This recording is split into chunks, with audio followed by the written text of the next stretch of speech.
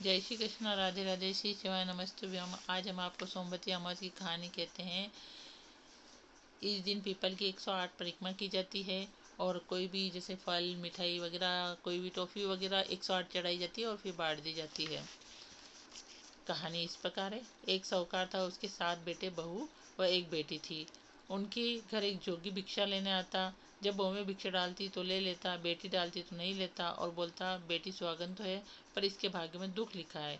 ऐसी सुनकर बेटी दुबली होने लगी तो बेटी की माँ पूछने लगी, तू क्यों सूख रही है? बेटी ने माँ को जोगी वाली बात बताई। दूसरे दिन माँ छुपकर देख रही थी कि बेटी ठीक ही कह रही है। उसने जोगी को कहा, एक तो मेरी बेटी तुझे भिक्षा दे रही है, ऊपर से तू दुराशीष देता है। जोगी ने कहा, इसका भाग्य ही ऐसा है। तो माँ बोली, इसका उपाय बताओ। जोगी बोला, 7 समुद्र पार एक सीमा धोबन रहती है। वो सोमवती अमावस का व्रत करती है। वो अपना फल इसे देवे तो दुख टले। सीमा धोबन को तलाशने लगी। रास्ते में पीपल के नीचे माँ बैठी और देखा एक सांप गरुड़ पक्षी के बच्चों को खा जाएगा। उसने लपक कर उसे मार दिया। इतने में गरुड़ पक्षी का जोड़ा उड़ता उड़ता आकाश से आया, उसे चोंचे मारने लगा।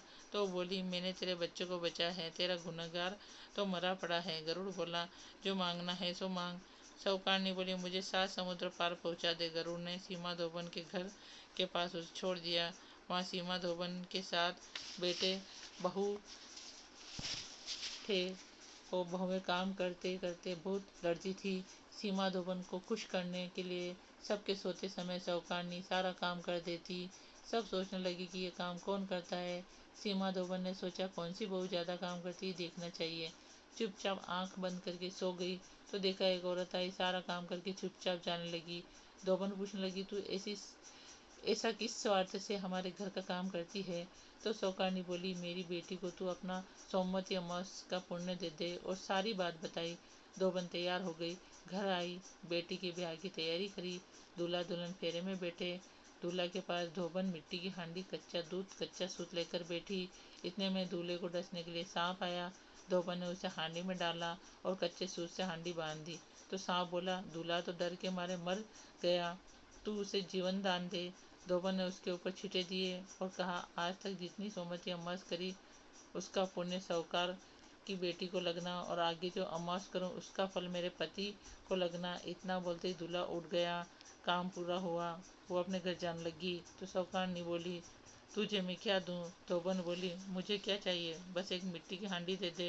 रास्ते में सोमवती अमावस आई। उसने हांडी के 108 टुकड़े कर पीपल के नीचे रखे। 13 टुकड़े एक जगह रखे और पीपल की 108 परिक्रमा दी और टुकड़े पीपल के नीचे गाड़ दिए। घर जाने लगी।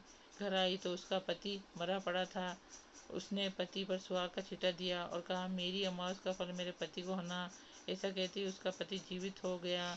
एक ब्राह्मण आया और बोला, सोमवती अमावस का जो किया हो वो दान दो।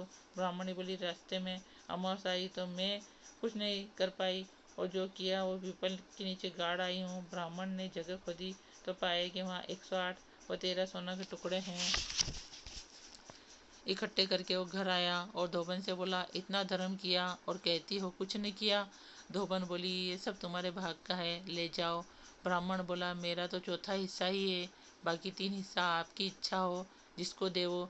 ब्राह्मण नगर में ढिंडोरा पिटा दिया। सब जने सोमवती अमावस का व्रत किया करो। हे सोमवती अमावस, साहूकार की बेटी को दिया वैसे सबको अमर सुहाग देना। खोटी की खरी, अधूरी की पूरी। जय हो अमावस।